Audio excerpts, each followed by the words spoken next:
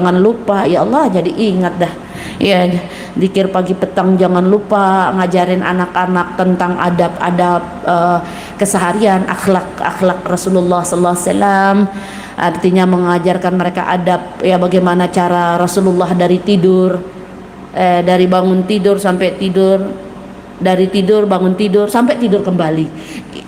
Itu kita ajarkan kepada anak-anak kita, karena itu tugas kita sebagai istri di rumah tatkala ya, terutama di saat suami meninggalkan. Jangan pakai menggunakan kalimat meninggalkan ya, karena nanti akan bisa dijadikan beban itu. Padahal seperti yang saya katakan tadi, bahwa ibu bukan sedang ditinggalkan, tapi ibu sedang diikut sertakan dalam pahala yang sama dengan suami. Jadi jangan berpikir ditinggal lagi 3 bulan, ditinggal lagi 3 hari, ditinggal lagi 14 hari, ditinggal lagi 4 bulan, 1 tahun. Jangan pakai kalimat ditinggalkan ibu. Letakkan dalam mindset kita itu bahwa aku sedang diikut sertakan oleh suamiku dalam pahala yang sama, karena suami sedang khuruj saat itu, sedang jihad lisan saat itu. Sebenarnya enggak sekedar jihad lisan loh suami ibu saat itu di luar saat dakwah itu, tapi ada jihad perasaan. Bayangkan begitu banyak, kadang-kadang ya mereka diuji dengan masyarakat yang enggak menerima mereka lalu diusir segala macam itu. Ini hai kalian dengar baik-baik, siapapun yang bisa sempat mendengar suara saya, kalau ada jamaah tabligh datang ke kampung kalian, harusnya kalian bersyukur, sujud syukur di situ. Bersyukur harusnya, karena mereka itu datang ngajak anak lakimu yang nggak tahu jalan ke masjid, mereka jadi tahu gara-gara ada jemaah tabligh masuk kampungmu. Ada suamimu yang nggak tahu caranya bertakbir, caranya berdiri, caranya rukuk sujud, dia jadi tahu, suami ibu jadi tahu. No, gara-gara jamaah tabligh datang tuh, karena tujuan mereka yaitu ngajak orang yang nggak bisa sholat jadi bisa sholat, ngajak orang yang nggak tahu jalan ke masjid jadi tahu jalan ke masjid. Itu memang sekilas simple, sepele mungkin, tapi tidak sesepele itu teman-teman ya, karena mereka itu ya butuh yang namanya mental, butuh yang namanya kekuatan mental, spiritual dan lain-lain untuk datang itu hanya memenuhi undangan Allah, karena itu perintah Allah. Kalau tidak karena perintah Allah, ngapain mereka habiskan tenaga, duit sendiri, ninggalin anak bini lah? Kalau enggak karena Allah, ngapain? Enggak mungkin mereka jalani itu. Tapi semua karena Allah, maka mereka rela tinggalkan istri ya. Maka inilah yang saya ingin hari ini, bagaimana menjadi istri seorang dai, sesabar apa istri seseorang dai ketika ditinggal dakwah oleh suaminya. Jaga rumah ya, jaga segalanya, sampai kita doa ada istilahnya sambung doa dengan suami. Kita di rumah, suami sedang jihad, kita sambung doa dengan suami itu, karena ini suami ini tidak main-main. Kalau tidak karena Allah, nggak mungkin dia keluar rela ninggalin kamu anak istri. Hal yang terindah diem bersama suami, anak happy di rumah. Tapi karena panggilan Allah, tugas ya, dia dakwah, tinggalkan anak istri ya. Tidak ada yang memberikan uang donatur segala macam, nggak ada, uang sendiri, tenaga ya. Bahkan tidak sedikit meninggalkan kerjaannya. Izinkah dengan apa istilahnya itu, kalau yang pulang pergi dari tempat kerjanya gitu ya, daftari kalau nggak salah itu, luruskan kalau saya salah, karena banyak istilah-istilah yang di dalam tubuh jamaah tabligh ini yang cukup saya bisa pahami sedikit-sedikit gitu ya. Namanya daftari, syukran Ustaz ya, namanya daftari. Bahkan rela mereka itu ya izin, artinya sebenarnya di situ nggak izin, karena closing dari kantor mereka kemana? Harusnya pulang ke rumah menemui anak istri, tapi karena panggilan Allah, dakwah mereka, maka yang didatangi kemana? Dari kantor pulangnya ke masjid. Hati selalu terpaut dengan masjid dan umat. Itu yang dilakukan oleh Rasulullah SAW. Jadi hari ini kurang-kurangin sedikit ya, Kadang-kadang ada sekelompok orang yang kadang-kadang menghujat, ya. Karena ya mereka, ya kita berhusnuzon saja, kita berbaik sangka, karena mereka mungkin tidak tahu jamaah tabligh itu seperti apa, ya. Maka kadang-kadang ya kalau saya keluar sakleknya itu, Anda keluar aja 3 hari dulu dah, biar tidak banyak ngomongan dah, ya. Keluar 3 hari dulu dah, gitu.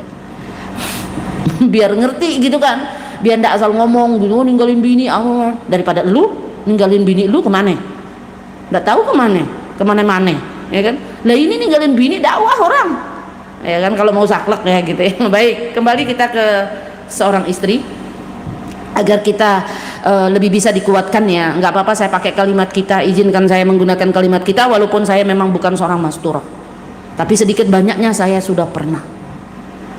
Janganlah bertanya kenapa sekarang kagak Umi, susah lah saya jawab nanti. Ya kan, susah lah saya jawab nanti, ya. Masya Allah, tabarakallah, doakan saja insya Allah, ya. Jadi bagaimana kita menjadi istri seorang dai, ya, penuh dengan kesabaran. Kita jihad dengan kesabaran kita jihad dengan kesungguhan kita menjaga amanah harta suami, anak dan sebagainya, termasuk dalam mendidik anak, jaga sholat tepat waktu, baca Al-Qur'annya jangan ditinggal, ya. Adab-adab dalam rumah, adab-adab keseharian, bagaimana mendidik anak dan sebagainya, jaga kebersihan rumah, ketenangan rumah, nunggu suami pulang khuruj, ya, jaga diri dari keluh dan prasangka. Ini yang paling banyak kita temukan, mengeluh dan prasangka. Tidak usah dengerin omongan orang di luar sana, bahkan keluargamu yang mungkin belum faham tentang kerja dakwah suamimu. Lalu keluargamu mengatakan, kenapalah kamu sering ditinggal oleh suamimu, kadang-kadang 3 hari, kadang-kadang 4 hari, kadang-kadang 14 hari, kadang-kadang 40 hari, sekarang setahun lagi kau ditinggal.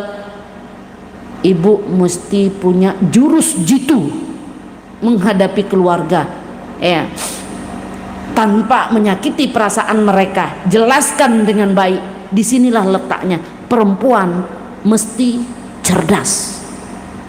Makanya idola saya itu, kalau urusan kecerdasan, saya punya idola Siti Aisyah radhiyallahu taala anha. Itu idola saya dari sisi kecerdasan. Kalau dari sisi kesabaran, saya mengidolakan Ummul Mukminin Siti Khadijatul Kubra radhiyallahu taala anha. Jadi ada dua itu dulu, tentang kesabaran dan tentang kecerdasan. Lengkap, istri Rasulullah sallallahu alaihi wasallam itu lengkap, teman-teman, ya. Jadi kita mengidolakan dari sisi cerdasnya mana nih? Karena qadarullah Siti Aisyah radhiyallahu taala anha masih muda, ya. Jadi terkenal dengan kecerdasan beliau, tapi dari tingkat kesabaran, ya, maka itulah yang menurun, yang sifat itu nurun kepada Fatimah Zahra bintu Rasul sallallahu alaihi wasallam, ya, kesabarannya dalam hal apapun, termasuk dalam urusan rumah tangga, ya. Itu yang kita contohkan, teman-teman, ya. Jangan banyak mengeluh sebagai istri. Saya kalau mau cerita tuh saya takut, karena ini live soalnya. Ada pengalaman spiritual saya, ya, ketika ditinggal dakwah, teman-teman, ya. Tapi tidak perlu dicerita di sini, ya. Tapi saya rasa semua masturah itu pasti punya pengalaman spiritual, ya. Keajaiban Allah Subhanahu wa taala terjadi di situ. Ketika suami sedang keluar dakwah, seorang istri yang menjaga dirinya dan selalu berbaik sangka, tidak banyak menuntut, karena ditahu kondisi suami yang memang penuh dengan keterbatasan, ketidakmampuan, wabil khusus dalam hal finansial. Nah, ini secara umum, ya, teman-teman, saya pernah mengalami, ya, pengalaman spiritual yang luar biasa, ya, tentang dahsyatnya kesabaran, dahsyatnya berbaik sangka itu. Dan sampai saat ini pun saya berpikir, ya Allah, bisa itu terjadi, ya. Bisa, karena itu sebuah keyakinan, teman-teman, ya.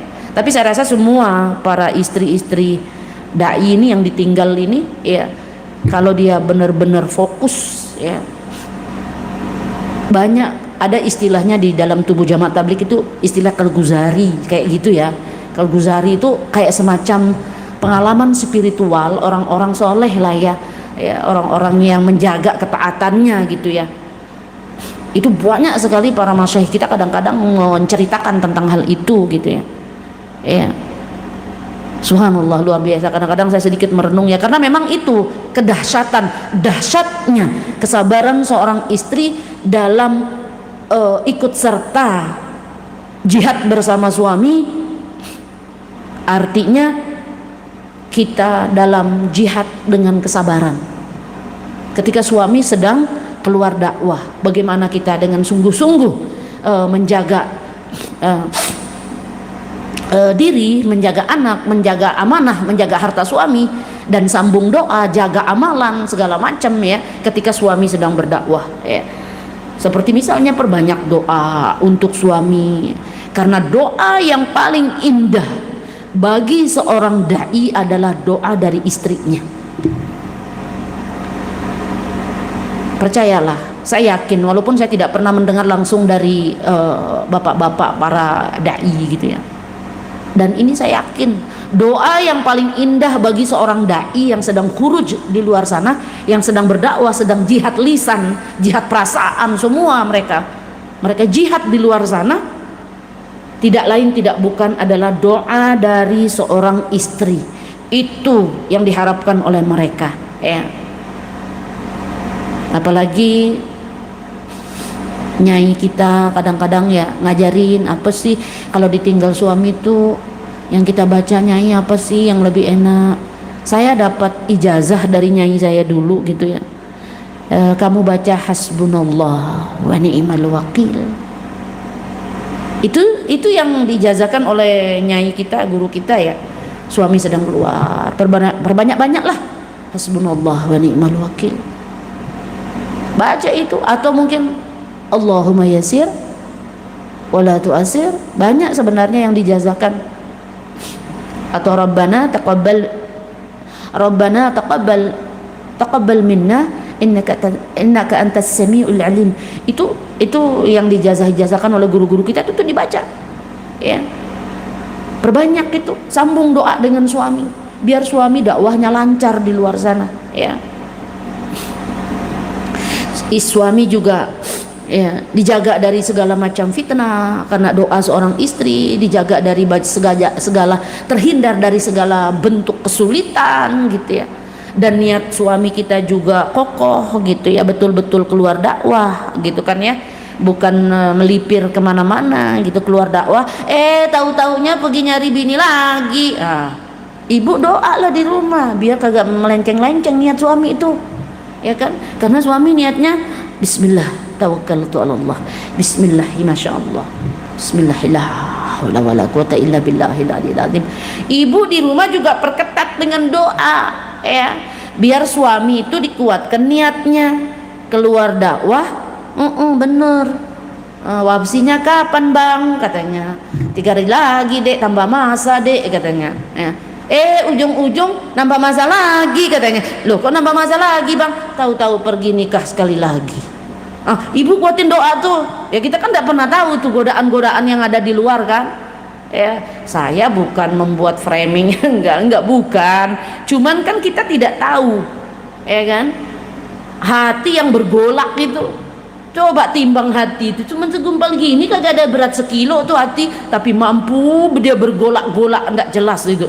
Maka doa itu penting dari seorang istri itu.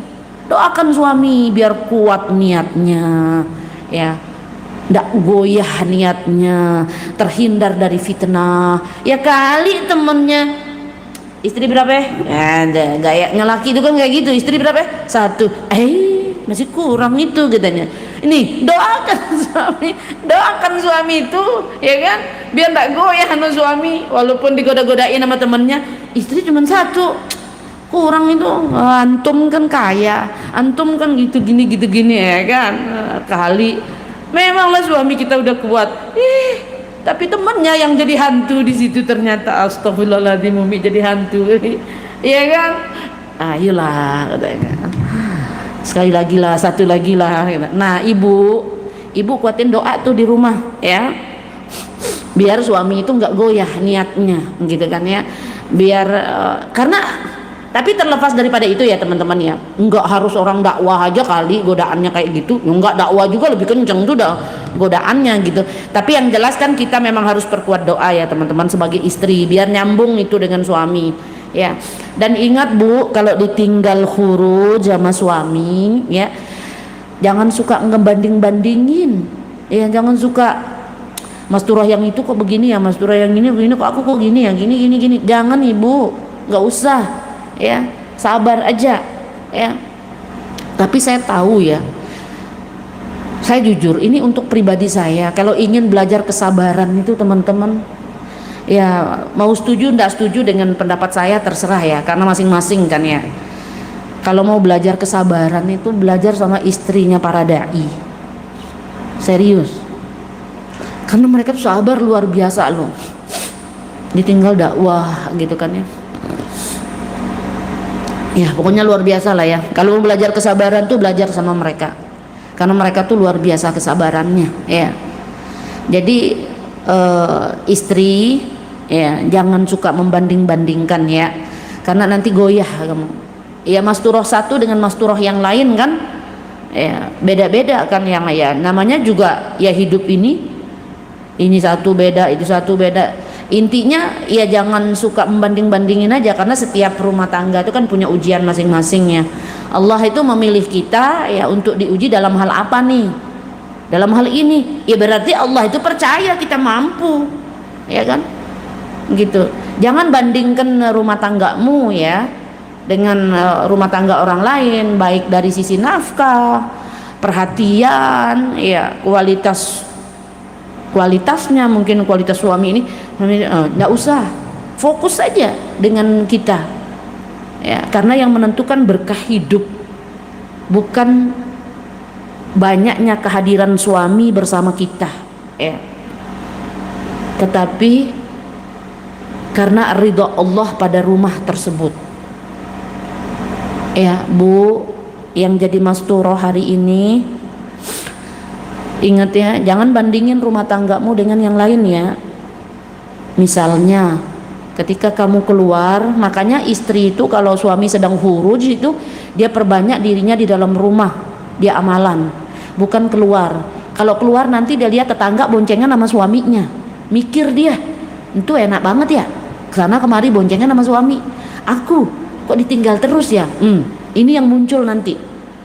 Maka istri para Mas Turoh, mohon maaf saya bukan mengajari ya, karena saya bukan siapa-siapa, tapi kita saling mengingatkan, karena sebenarnya ini nasihat ini kan bukan cuma buat Mas Turoh doang gitu. Tapi kenapa saya spesifikasi buat Mas Turoh? Karena Mas Turoh yang sering ditinggal, karena istri dai itu yang sering ditinggal, dan menjadi istri dai itu berat, bukan ringan, percayalah ya, karena butuh kesabaran yang luar biasa nanti di situ. Bayangkan ada 3 harinya ditinggal, ada 14 harinya ditinggal ya. Maka ketika suami keluar khuruj, keluar dakwah, perempuan ya, saya rasa Mas Turoh semua paham akan hal ini, dia akan banyak berdiam diri dalam rumah ya, walaupun mungkin main sosial media tapi terbatas.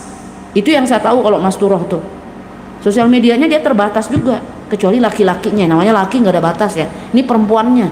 Kenapa? Kalaupun dia main sosial media, dia selalu tundukkan pandangannya, apalagi di saat itu memang dia suami sedang khuruj, maka dia harus fokus.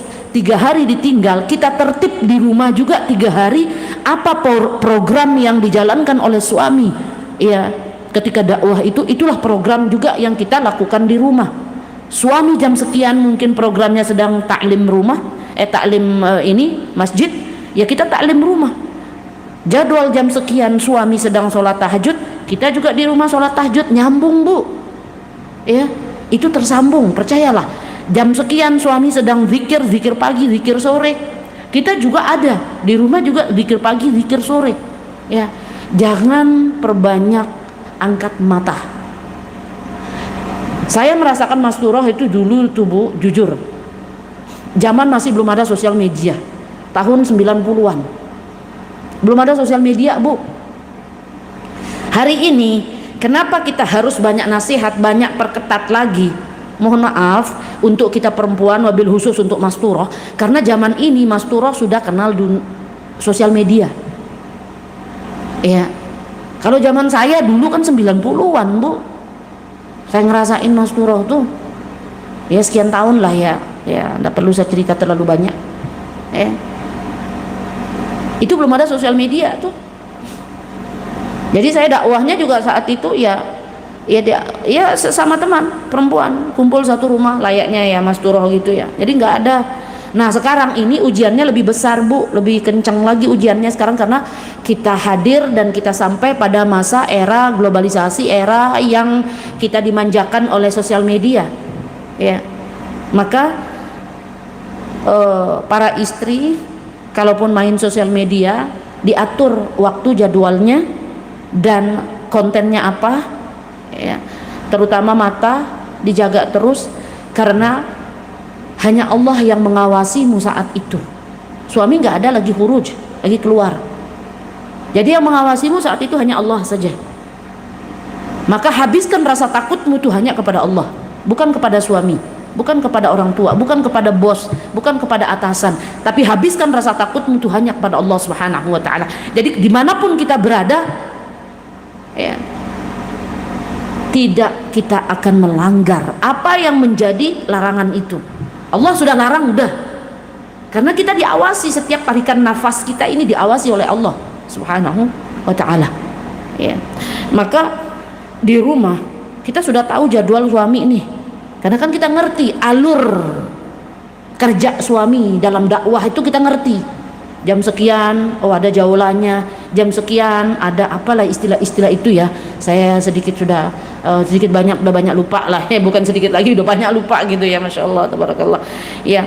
Jam sekian ada jaulannya, jam sekian ada musyawarahnya, jam sekian ada zikir pagi, zikir petang, nanti di situ juga ada taklimnya, ada macam-macam itu programnya, itu luar biasa saya ya.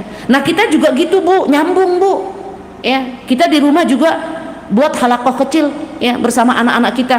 Di situ ada menantu, hadirkan menantu di situ, semua duduk, ngapain, Bu? Melingkar.